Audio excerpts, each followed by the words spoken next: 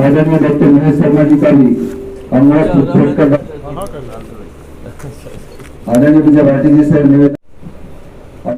केंद्र में काबिज मोदी सरकार को 9 साल पूरे हो गए हैं और इसी उपलक्ष्य में आज जो है एक प्रेस कॉन्फ्रेंस का आयोजन किया गया जिसका नाम दिया गया 9 साल सेवा सुशासन और गरीब कल्याण। और इसे जो संबोधित किया वो थे देवेंद्र राणा जो जम्मू कश्मीर के सांसद भी हैं। की बात है कि आज आपके मध्य में आने का मुझे मौका मिला। मैं धन्यवाद करना चाहता हूं माननीय डॉक्टर महेश शर्मा साहब का, माननीय सुरेंद्र नागर साहब का, माननीय विजय भाटी जी का और माननीय मनोज गुप्ता जी का, जिन्होंने ये आयोजन किया।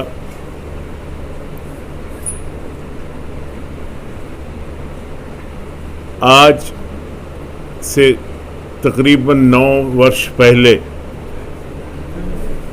2014 में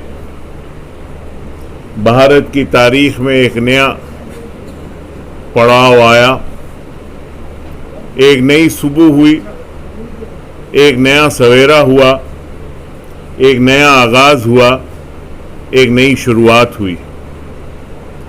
अंधेरे के बादल छटे और उम्मीद की किरण भारतवर्ष को दिखी। एक संकल्प के साथ यशस्वी प्रधानमंत्री माननीय नरेंद्र मोदी जी ने एक यात्रा शुरू की, जो यात्रा भारत के लिए यात्रा थी, भारतीयों के लिए यात्रा थी और भारत को विश्व गुरु बनाने का एक संकल्प लेकर उन्होंने एक नई शुरुआत की। 9 बरस में एक नया इतिहास रचा गया है। एक तारीख के हर रोज एक पन्ना ऐसा लिखा गया कि आने वाली नस्लें जब भारत के इस 9 वर्ष के काल को देखेंगी तो सुनहरी अक्षरों में लिखे हुए हर पन्ने को जब पढ़ेंगी तो समझेंगे कि भारत का बदलाव कैसे हुआ। और यशस्वी प्रधानमंत्री की सोच, संकल्प और उनके दृढ़ निश्चय और दूरअंदेश सोच से भारत का बदलाव कैसे हुआ। आज भारत अमृतकाल की उस वेला पे है जहां भारत एक विश्व गुरु बनने की कगार पे खड़ा है और एक सुदृढ़ नेतृत्व, एक मजबूत संगठन और कर्मठ कार्यकर्ताओं की एक बहुत बड़ी फौज का नेतृत्व करते हुए यशस्वी प्रधानमंत्री ने राष्ट्र की दिशा, एक नई दिशा राष्ट्र को दी और राष्ट्र की दशा जो है वो बदलने का काम किया। सबका साथ, सबका विकास, सबका प्रयास और सबका विश्वास लेकर जहां वो देश को अग्रसर करते गए, वहीं सेवा, सुशासन और गरीब कल्याण को अपना एक लक्ष्य बनाकर हर शख्स तक वो पहुंचे और देश की पिछले से पिछले वर्ग, पीड़ित से पीड़ित वर्ग, शोषित वर्ग, हर वर्ग तक पहुंचकर उसको राहत दी और उसका उत्थान किया। ये 9 बरस की गाथा है। इस 9 बरस में भारत बदला है। इस 9 बरस में भारत जो है वो दुनिया के मजबूत तरीन ममालिक में से एक ममालिक बन के उभरा है। ये गाथा है 9 बरस के यशस्वी प्रधानमंत्री नरेंद्र मोदी जी की कार्यकाल की गाथा है। आज दुनिया भारत की तरफ देखती है। आज जब यूक्रेन की जंग होती है तो नरेंद्र भाई मोदी की तरफ दुनिया देखती है। आज अमेरिका, रूस, चाइना, यूके और यूरोपियन यूनियन के जितने ममालिक हैं वो भारत की तरफ देखते हैं। मैंने जब कहा कि चाइना भी भारत की तरफ देखता है, चाइना समझता है कि भारत ही एक उभरता सितारा है और दुनिया में आज भारत का एक बोलबाला है। आज अर्थव्यवस्था का जहां तक ताल्लुक है, 2014 में जिस वक्त यशस्वी प्रधानमंत्री माननीय नरेंद्र मोदी साहब ने भारत की बागडोर संभाली थी तो अर्थव्यवस्था हमारी डगमगाई हुई थी और हमारी अर्थव्यवस्था इतनी कमजोर हो चुकी थी कि एक बार तो हमने सारा सोना भी नीलाम कर दिया था। और आज हम दुनिया की 5th लार्जेस्ट इकॉनमी बन के सामने आए हैं और IMF की रिपोर्ट के मुताबिक अगले 3 साल में हम 4th largest economy of the world बन के सामने आएंगे। मैं समझता हूं यह बताता है कि कितना बदलाव आया है, कितनी एक नई उमंग आई है, देश बदलाव की तरफ बढ़ रहा जा रहा है। डॉक्टर महेश साहब ने एक कार्यक्रम के लिए जाना है। अगर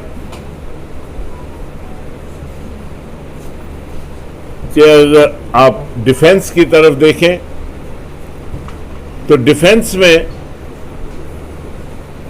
हम इंडिजीनियस डेवलपमेंट्स करके अपने आप को इक्विप कर रहे हैं और मजबूत कर रहे हैं। जहां तक इंफ्रास्ट्रक्चर का सवाल है, खा वो रोड का इंफ्रास्ट्रक्चर है, रेल का इंफ्रास्ट्रक्चर है या किसी भी विभाग का इंफ्रास्ट्रक्चर है, वो आज कंटेम्परेरी है और वर्ल्ड लेवल पे पहुंच चुका है। आज अगर आप देखें तो 2013-14 में केवल 91,227 किलोमीटर सड़कें बनी थी और आज 1,43,240 किलोमीटर की सड़कें बनी हैं, जहां भारत में 2014 में केवल 12 किलोमीटर की नई सड़कें हर रोज बनती थीं, आज 29 किलोमीटर की सड़कें हर रोज बन रही हैं। कहां 12 किलोमीटर रोज, कहां 29 किलोमीटर रोज। जेवर एयरपोर्ट का जिक्र माननीय सांसद जी ने किया।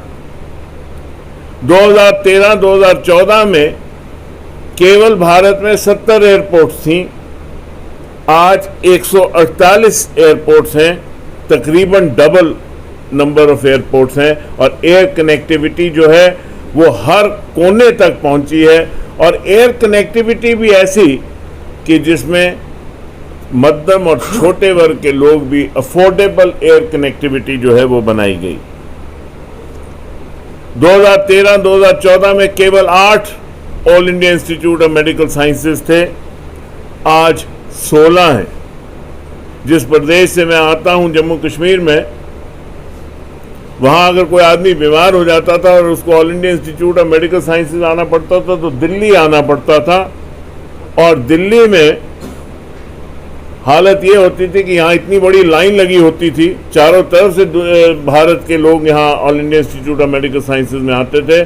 आज एक नया all India institute of medical sciences Jammu Kashmir में जम्मू में बन रहा है और 12 मेडिकल कॉलेज तैयार हो रहे हैं, तो आप अंदाजा लगा सकते हैं कि कितना बदलाव आया है। 2014 में केवल 614 मेडिकल कॉलेजेस थे और जिनकी टोटल कैपेसिटी मेडिकल सीट्स की थी 82,486। 614 मेडिकल कॉलेजेस, आज 1341 मेडिकल कॉलेजेस भारत में बन चुके हैं और कैपेसिटी जो है वो 1,52,129 है, ऑलमोस्ट डबल यहां पे भी। 2014 और 2023 को अगर आप देखें तो नंबर ऑफ यूनिवर्सिटीज जो है वो 723 से बढ़कर 1113 हुई हैं और 5298 नए कॉलेज खड़े हो गए हैं। और कॉलेजेस की ये हालत है कि कॉलेजेस को ये नहीं कि शहर के आसपास खड़े हुए हैं, दूर दराज इलाके में कॉलेजेस खड़े हो गए। ऐसे इलाके जहां पहुंचना पहले मुश्किल था, जहां पहले कहीं एक जमाने में प्राइमरी स्कूल या मिडिल स्कूल होता था, वहां आज डिग्री कॉलेजेस बन रहे हैं। और यही वजह है कि जब आप कल यूपीएससी के एग्जाम का रिजल्ट निकला तो आप हैरान हो जाएंगे कि सबसे पसमानदा और पिछड़े हुए इलाकों के बच्चे जो हैं उनके सबसे ज्यादा अव्वल नंबर आए। और अव्वल तरीन जो लिस्ट है उसमें ज्यादातर बच्चे जो हैं वो दूर दराज पिछड़े हुए इलाकों के हैं, जहां कोई तसव्वुर भी नहीं कर सकता था, सोच भी नहीं सकता था कि मैं कभी यूपीएससी में जाऊंगा, क्योंकि उसके पास ना तो स्कूल था ना कॉलेज था। आज वहां पे भी कॉलेज है। और आज देखिए ये बदलाव है, ये बदलता भारत है, ये बदलती भारत की दशा है। एक नई दिशा की तरफ भारत अग्रसर है। के बारे में कुछ बोला ही नहीं आपने, जबकि विपक्ष जो है वो खासकर राहुल गांधी जॉब की बात उठाते हैं। एम्प्लॉयमेंट जनरेशन जो है, एम्प्लॉयमेंट जनरेशन का इकोनॉमी जैसे ही ट्रांसफॉर्म हो रही है तो एम्प्लॉयमेंट और अनएम्प्लॉयबिलिटी दोनों टैकल हो रहे हैं। और अगर आप देखें कि जितने गवर्नमेंट जॉब्स क्रिएट किए जा रहे हैं उतने ही जॉब्स जो हैं एमएसएमईज को मजबूत करके, आत्मनिर्भर भारत को मजबूत करके, और जो स्टार्टअप्स शुरू किए जा रहे हैं, इनोवेटिव स्टार्टअप्स शुरू किए जा रहे हैं, उससे जो है इकॉनमी जो है अप स्केल हो रही है, जॉब मार्केट बढ़ रही है। और अगर आप अनएम्प्लॉयमेंट का स्केल भी देखें तो अनएम्प्लॉयमेंट का स्केल जो है वो कम होता जा रहा है। तो आप थे देवेंद्र राणा जी, जो इस प्रेस वार्ता के मुख्य जो है अतिथि थे। आपने सारी उपलब्धियों के बारे में बताया।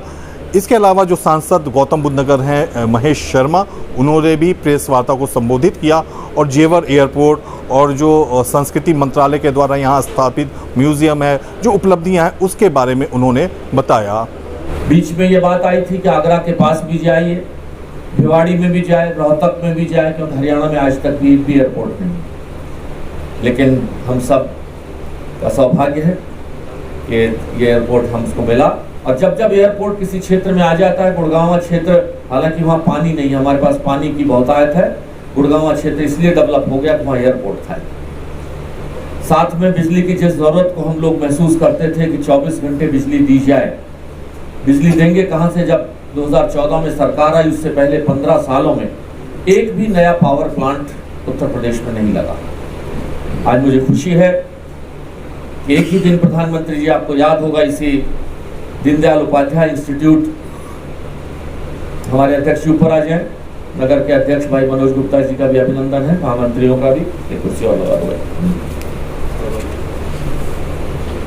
यह हमारा सौभाग्य है कि प्रधानमंत्री जी ने स्वयं इन दोनों प्रोजेक्टों की रचना करी। 30,000 करोड़ की लागत का ये एयरपोर्ट और लगभग 12,000 करोड़ की लागत का 1320 मेगावाट का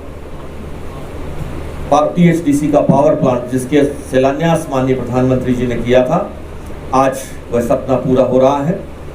2024 के शुरुआत में ये दोनों प्रोजेक्ट चालू कर जाएंगे। उसकी तो तारीख भी निश्चित हो गई है, जो पावर प्लांट टीएचडीसी का खुर्जा में आया है। आज ये भी हमारा सौभाग्य है कि ये गौतम बुद्ध नगर आज देश के कोने कोने से कनेक्ट हो गया है। चाहे वो दिल्ली मुंबई कॉरिडोर हो, पूर्वांचल एक्सप्रेसवे हो, या यहाँ से लखनऊ जाने का और आगरा जाने का रास्ता हो, ये सभी कॉरिडोर और फ्रेट कॉरिडोर का गढ़ आपका ये क्षेत्र गौतम बुद्ध नगर बना है। राज्यसभा के सांसद सुरेंद्र नागर ने भी प्रेस वार्ता को संबोधित किया और खास करके उन्होंने बोड़ाकी में जो रेलवे स्टेशन बन रहा है उसे उन्होंने आधुनिक बनाया कि सबसे आधुनिकतम रेलवे स्टेशन जो है बोड़ाकी में बनाया जा रहा है। जेवर एयरपोर्ट से कैसे जो है पूरा जो ट्रांसपोर्ट हब है उसको जोड़ा जाएगा, क्या डेवलपमेंट होगा, इसके बारे में उन्होंने तफसील से जानकारी दी। एक महत्वपूर्ण विकास का जो है वो रेल कनेक्टिविटी की, जो बोड़ाकी में जो लॉजिस्टिक मल्टी मॉडल लॉजिस्टिक जो हब बनना है वहाँ, उसमें जो रेलवे स्टेशन हमारा बनना है वो देश का सबसे आधुनिक स्टेशन, रेलवे स्टेशन हमारे इसी क्षेत्र बोड़ाकी में बनने जा रहा है, जिसका श्रेय देश के प्रधानमंत्री नरेंद्र मोदी जी। इसके साथ साथ एक नया काम, बड़ा काम और होने जा रहा है। जैसे डॉक्टर साहब ने कहा कि कार्गो की बात उन्होंने की, अभी 2 बड़े काम देश के प्रधानमंत्री नरेंद्र मोदी जी ने, 2 तोहफे जो होने जा रहे हैं, मैं उनकी चर्चा कर अपनी बात समाप्त करना चाहूंगा। चोला हमारा बड़ा स्टेशन है, बुलंदशहर से उसकी कनेक्टिविटी है, 16 किलोमीटर कार्गो के लिए, क्योंकि Delhi Mumbai freight corridor DFC वहां से गुजरता है। एक बड़ा लॉजिस्टिक हब जो 50 गांव यमुना विकास प्राधिकरण के शामिल हुए हैं, बुलंदशहर विकास प्राधिकरण के यमुना में 16 किलोमीटर का ट्रैक कार्गो के लिए भारत के रेल मंत्रालय ने सहमति व्यक्त करी है कि कार्गो के लिए वहां से सीधा 16 किलोमीटर का ट्रैक जेवर एयरपोर्ट से हमारा जो अपना ये है चोला रेलवे स्टेशन वहां तक जोड़ा जाएगा, और वहीं 90 मीटर की रोड, उसके साथ साथ पैरेलल रोड, एक 90 मीटर की रोड वहां लेके जाएंगे। तो हमारा बोड़ाकी और चोला रेलवे की दृष्टि से एक बड़ा हब बनेगा, जो देश के प्रधानमंत्री नरेंद्र मोदी जी ने इस क्षेत्र को देने का काम किया। उनका आभार व्यक्त करना चाहता हूं। तो जो आगामी जो लोकसभा चुनाव होना है वो 2024 में होना है, और ये जो है अब मतलब कि कुछ महीने आप कह सकते हैं कि अब रह गए हैं। ऐसे में बीजेपी ने जो है प्रेस वार्ता के माध्यम से लगभग पूरे देश में 600 जगहों पर आयोजित करके अपनी उपलब्धियों को गिनाना शुरू कर दिया है। रोहित प्रियदर्शन, ग्रेनो न्यूज़।